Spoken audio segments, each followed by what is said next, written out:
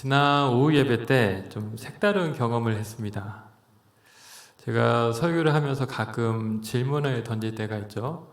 질문을 던지고 또 말씀을 전하고 하는데, 지난주에는 우리 성도님들이 역으로 저에게 막 질문을 하셔가지고 제가 상당히 당황이 되었습니다.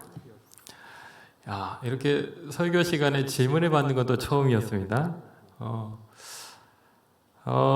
제가 그 지난주에 그 일이 있고 난 다음에 우리 교인들이 무엇에 대해서 궁금해하는지 이런 것을 좀 알 수 있어서 참 좋았던 것 같습니다. 그리고 그 질문에 대해서 저도 생각하면서 고민하고 성장할 수 있어서 유익했던 시간이었습니다. 그래서 이런 생각이 들었습니다. 이 교인들께서 평소 궁금해하시는 것들을 저에게 좀 알려주시면 그런 걸 취합해서 주일 오후 예배나 이런 때 설교를 해도 좋겠다. 좀 자연스럽게 그런 것에 대해서 고민을 함께 나눠보는 것도 좋겠다라는 생각이 들었습니다. 어떻게 좋으십니까? 네.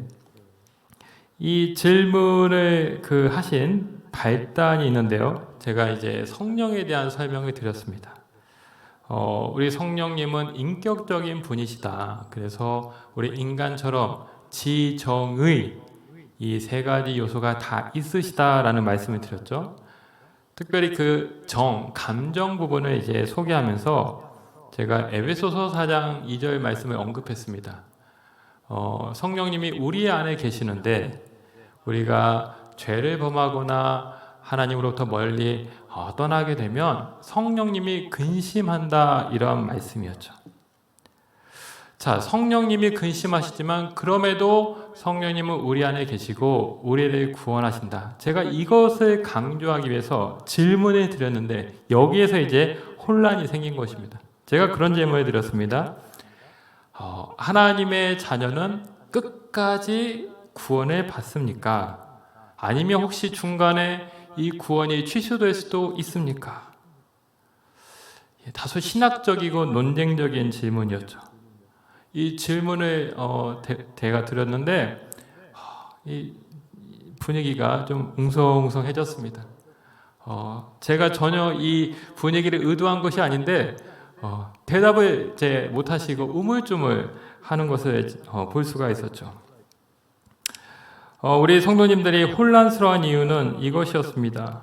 우리 주변에 보면 분명히 믿음에서 떨어져 나간 사람들이 있는 것 같은데 이들도 과연 구원을 받을까? 예수님을 믿다가 이단에 빠진 분들도 있는데 이런 분들도 과연 구원을 받을까? 이런 의구심이 생긴 것이죠. 제가 그날 대답을 드리긴 했지만 좀 더 이 부분을 잘 정리해서 말씀을 전해야 되겠다라는 생각이 들었습니다. 그래서 오늘 설교는 조금 딱딱하게 들릴 수 있지만 우리가 신앙생활 하는데 꼭 알아야 될 매우 중요한 교리에 대해서, 구원에 관한 이 교리에 대해서 함께 말씀을 살펴보고자 합니다. 여러분, 오늘 말씀을 통해서 구원의 확실함을 분명하게 갖게 되시기를 주님의 이름으로 축복합니다. 자, 구원에 관해서 먼저 본문을 정해야 되는데 어떤 본문을 택할까 하다가 이 빌립보서 1장 6절 말씀을 정했습니다. 이 짧은 한 구절 말씀 안에 구원의 중요한 핵심 교리가 다 담겨져 있는데요. 우리 다시 한번 1장 6절 말씀 한번 읽어보겠습니다. 시작. 너희 안에서 착한 일을 시작하시니까 그리스도 예수의 날까지 이루실 줄을 우리는 확신하노라. 아멘. 자, 여기 먼저 착한 일이 나오고 있죠. 착한 일. 우리가 생각하는 착한 일이 있습니다. 남을 돕고 선행을 한다거나 또 어려운 사람에게 도움을 주는 것, 이런 것을 우리는 착한 일이라고 생각하죠. 자, 근데 여기서 말하는 착한 일은 이런 인간적인 선행의 그런 말이 아닙니다. 바로 구원을 뜻하고 있습니다. 이 세상에 구원보다 더 좋은 일, 구원보다 더 귀한 일은 없는 것이죠. 자, 구원의 착한 일을 그럼 누가 시작하시느냐? 바로 하나님이라고 말씀하고 있습니다. 인간이 아니라 하나님이 이 구원의 출발점이 된다라는 것이죠.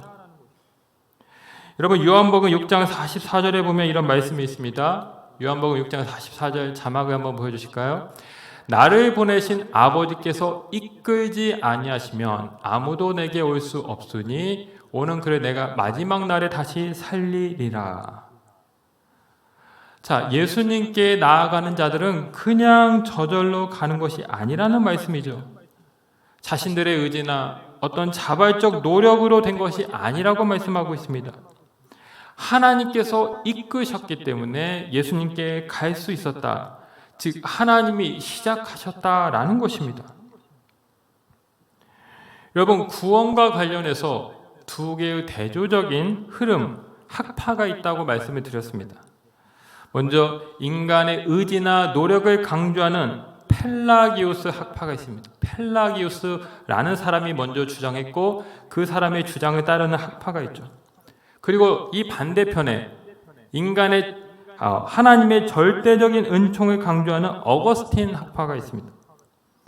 자, 어거스틴은 인간은 아담 이래로 다 타락했다라고 봅니다.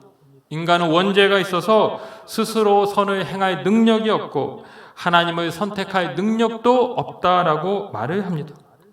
자, 그런데 펠라기우스는 인간이 선한 존재라고 봅니다. 사람은 스스로 선을 선택할 능력도 있다라고 말을 합니다. 이 어거스틴과 달리 또 성경적 관점과 달리 펠라기우스는 인간을 상당히 긍정적으로 보고 있는 것이죠. 자, 구원에 대해서도 이 펠라기우스는 인간의 노력과 선택에 달려있다라고 말을 합니다. 하나님이 물론 구원을 주시고 도와주시긴 하지만 결국 구원의 최종 결정권자가 누구에게 있느냐? 인간에게 있다. 이게 펠라기우스의 주장입니다. 그러나 어거스틴은 어떻게 말합니까? 구원은 전적인 하나님의 은혜이다. 은혜 없이는 누구도 구원을 받을 수 없다라고 말을 하는 것입니다. 구원의 확실성에 대해서도 두 사람은 큰 대조를 이루고 있습니다. 이 펠라기우스는 인간의 선택을 강조하기 때문에 구원이 항상 유지되는 것은 아니라고 봅니다.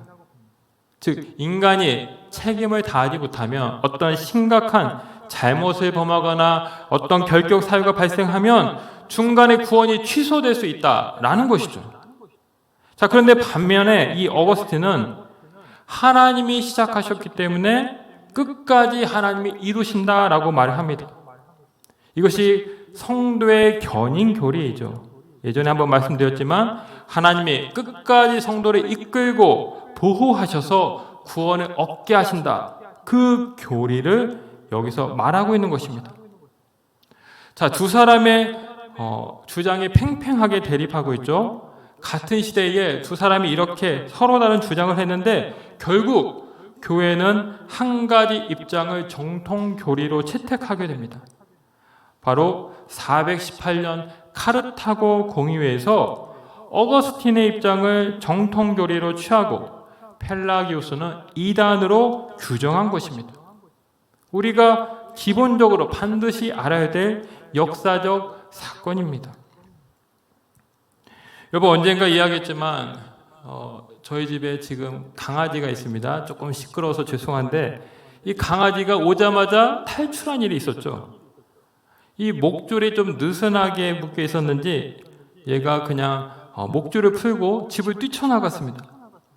제가 밖에서 이제 일을 보고 이렇게 차를 타고 쭉 여기 사거리에서 들어오는데 저 앞쪽에 어디서 많이 보던 강아지가 있는 겁니다. 자세히 보니까 저희 집 강아지예요. 아니, 집에 있어야 될 얘가 왜 지금 저기서 방황하고 있지? 깜짝 놀랐습니다. 서둘러 강아지를 데리고 다시 집으로 데려가고 다시 줄을 잘 해줬습니다. 제가 그때 발견하지 않았으면 어떻게 됐을까? 참 아찔하죠. 여러분, 우리의 구원도 마찬가지입니다. 우리는 때로 이 목줄 풀린 강아지처럼 이리저리 방황합니다. 세상에 유혹이 얼마나 많습니까? 크고 화려한 길이 사방천지에 있습니다. 그 길로 가다 보면 나도 모르게 늪에 빠져서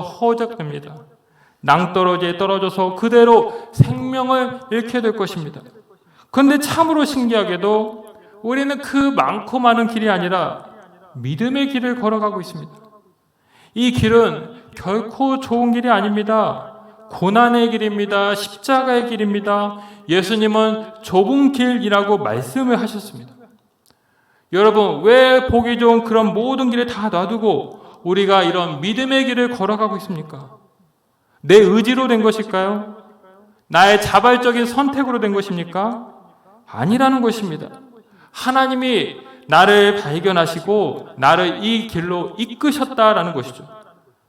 하나님이 나에게 믿음을 주시고 나를 구원하시기 위해 작정하셨기 때문에 우리는 그 많은 길을 다 뒤로 놔두고 주님과 함께 이 믿음의 길을 걸어가고 있는 것입니다.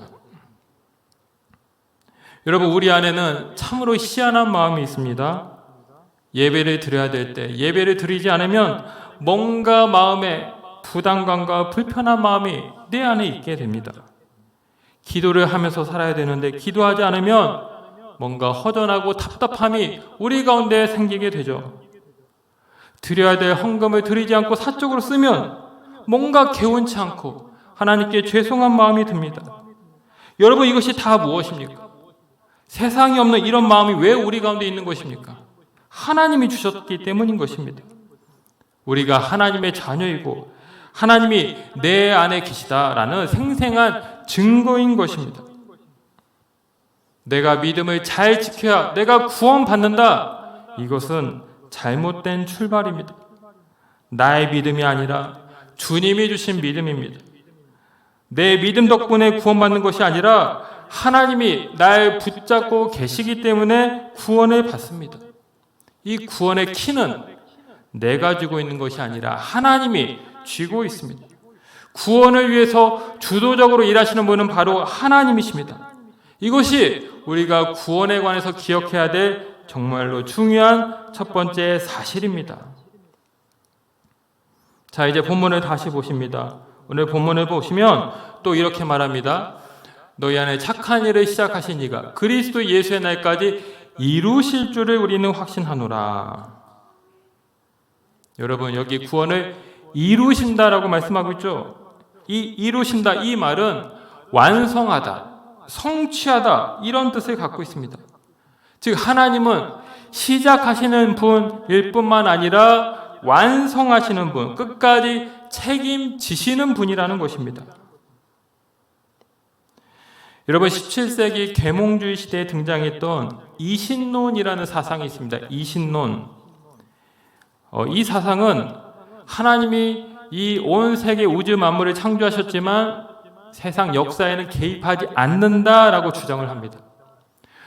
우리가 기도를 해도 하나님은 응답하지 않고 그저 이 세상은 자연 법칙에 따라 자동적으로 돌아간다라고 주장을 하는 학파가 이신론입니다. 여러분, 이 사상이 왜 문제일까요? 이들은 하나님의 섭리와 역사심을 부정합니다.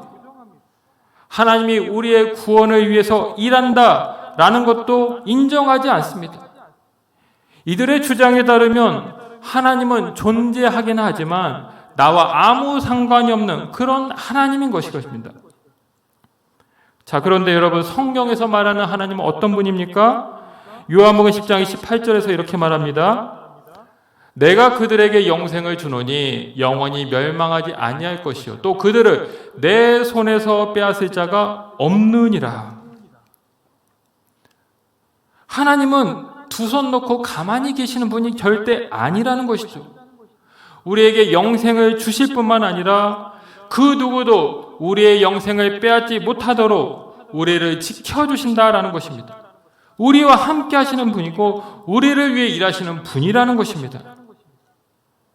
자, 로마서 8장 30절 말씀을 우리 같이 한번 읽어보시겠습니다. 같이 읽습니다. 또 미리 정하신 그들을 또한 부르시고 부르신 그들을 또한 의롭다 하시고 의롭다 하신 그들을 또한 영화롭게 하셨느니라. 아멘. 여기 성도가 경험하는 구원의 단계가 언급되고 있습니다. 자막을 좀 계속 보여주실까요?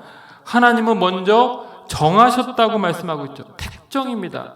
창세전에 이미 우리를 정하신 것이죠. 그리고 그 정한 자들을 어떻게 합니까? 부르셨다고 말씀하고 있습니다. 소명입니다.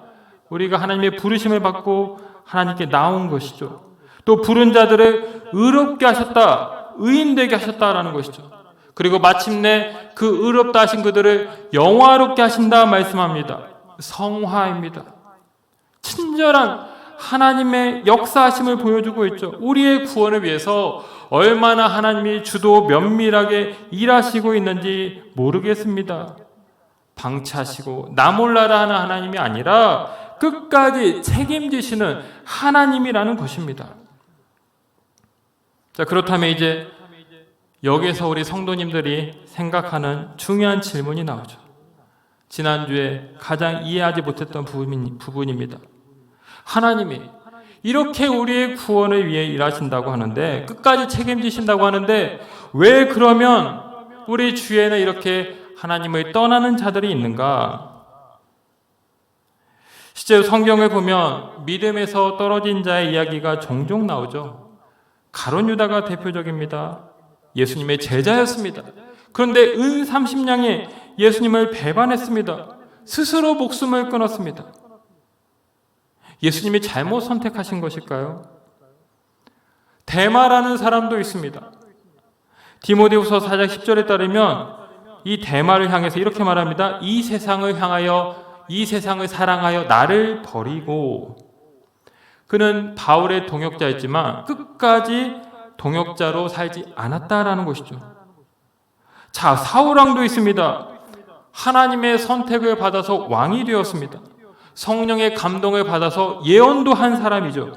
그런데 그는 불순종과 교만으로 인해 결국 버림을 받습니다. 은혜를 경험했지만 그 은혜가 끝까지 이어지지 못했다라는 것입니다. 이 외에도 히브리서를 보면 한 번 빛을 받았지만 타락한 자들, 이런 표현이 나옵니다.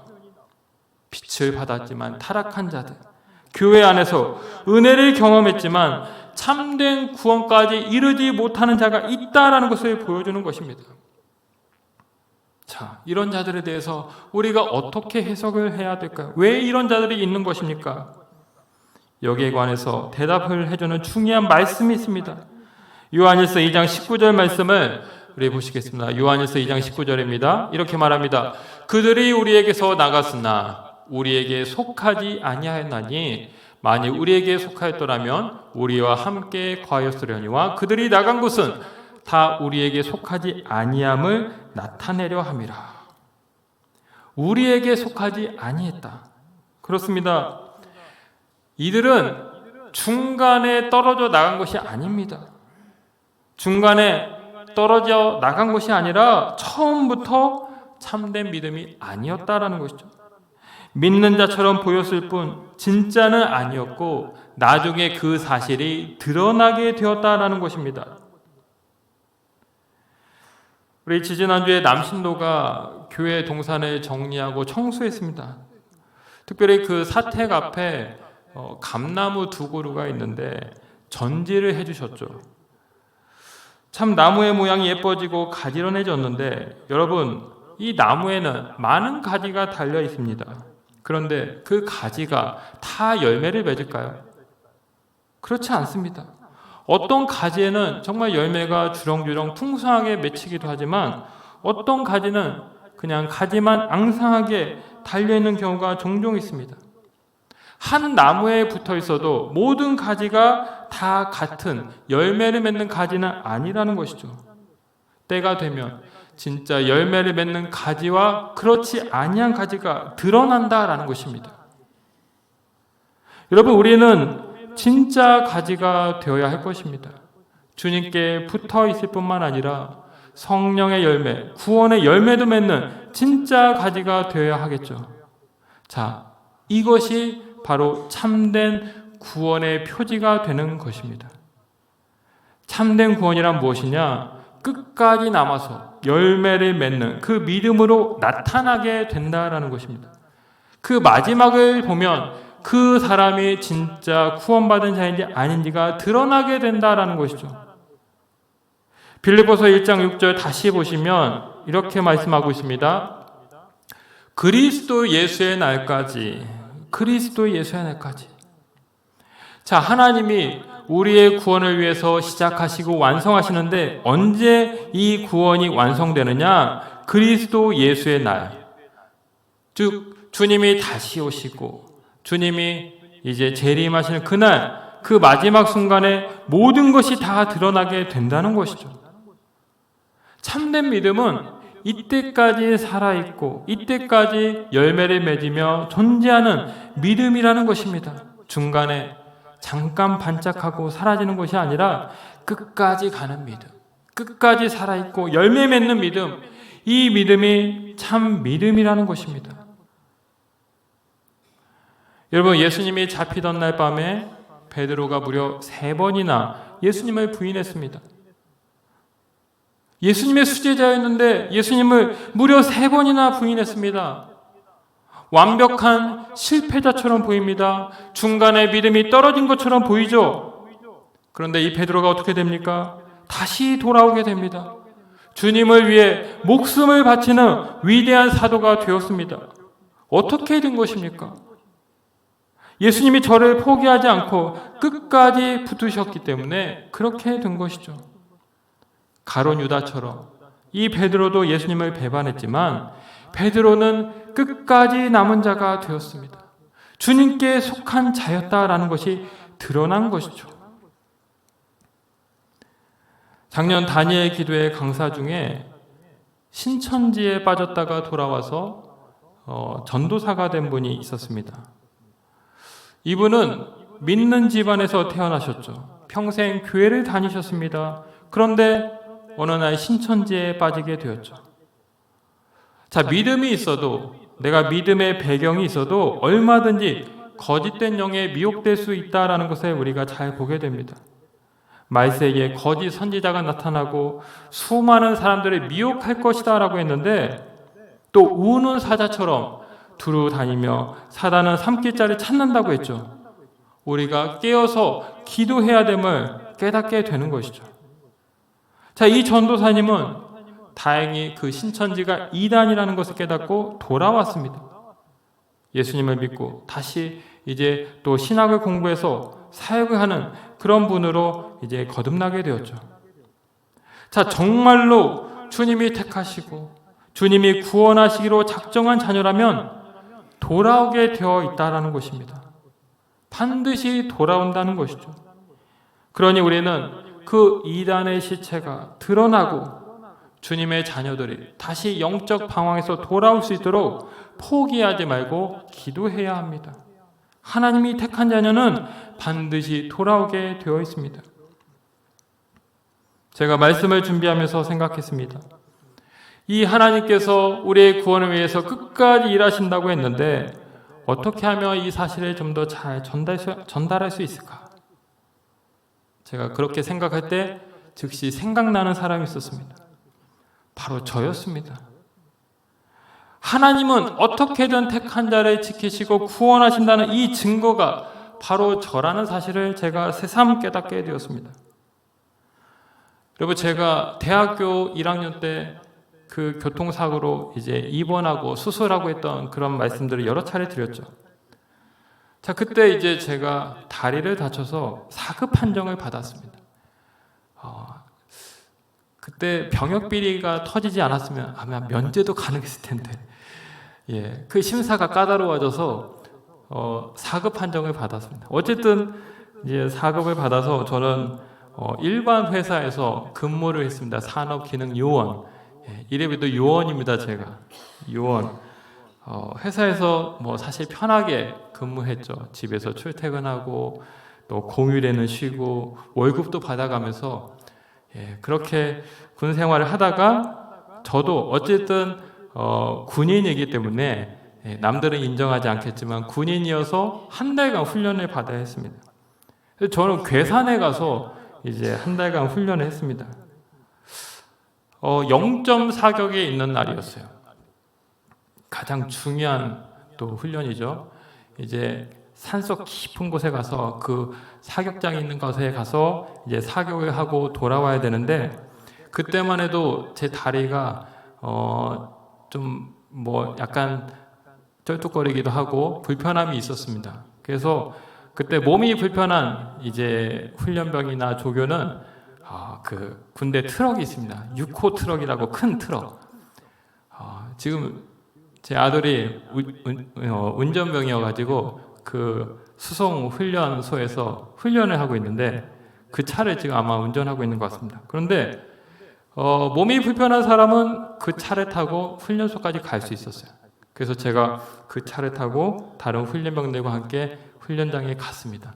그래서 총을 잘 쏘고 이제 다시 부대로 복귀를 해야죠.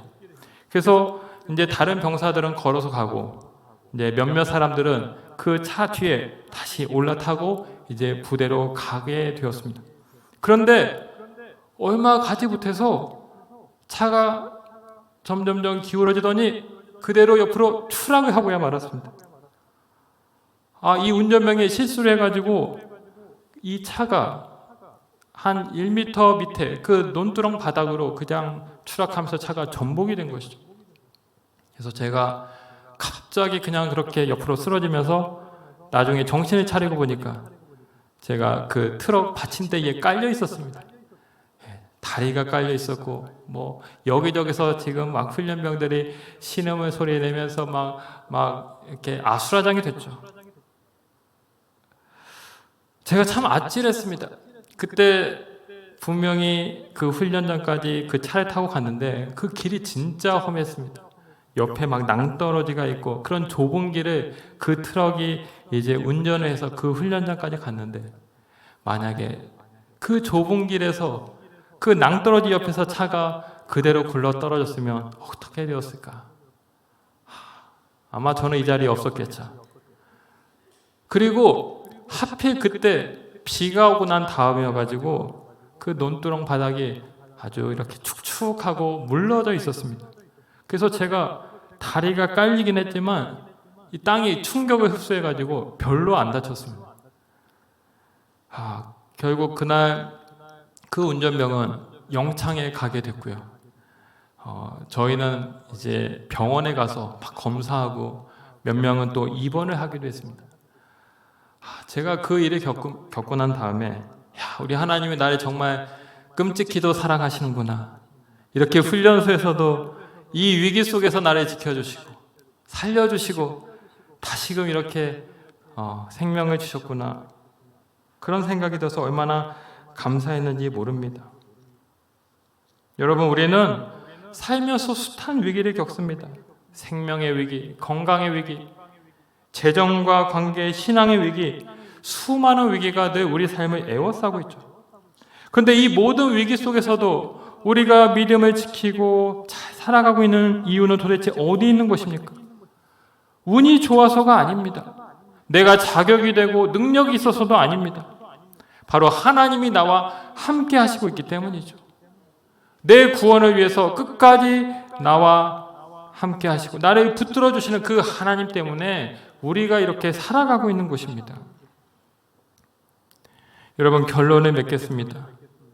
참된 자녀에게 주어진 구원은 결코 사라지지 않습니다.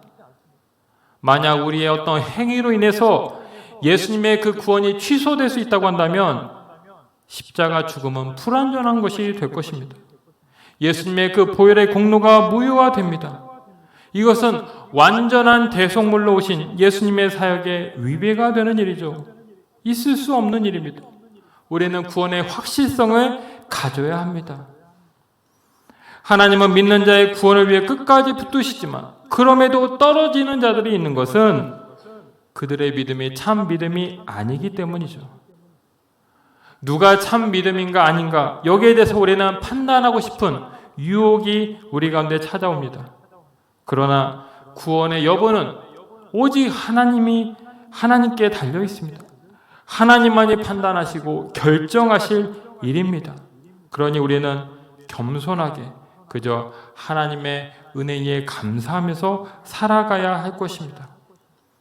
마지막으로 우리의 할 일은 끝까지 날 붙드시는 그 하나님을 바라보며 우리도 주님을 붙드는 것이죠.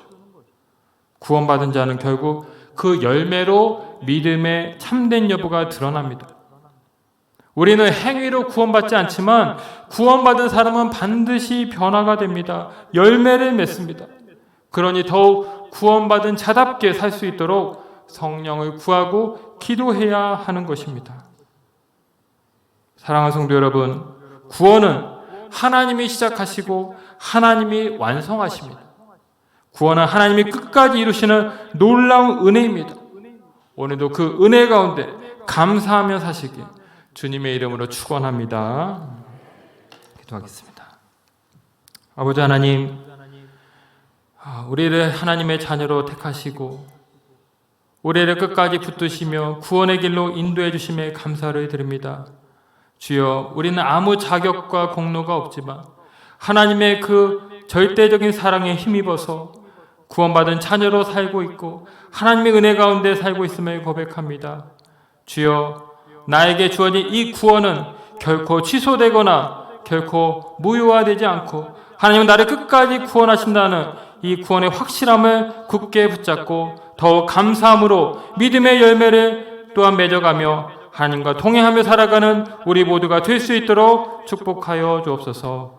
감사를 드리며 예수님의 이름으로 기도하옵나이다. 아멘.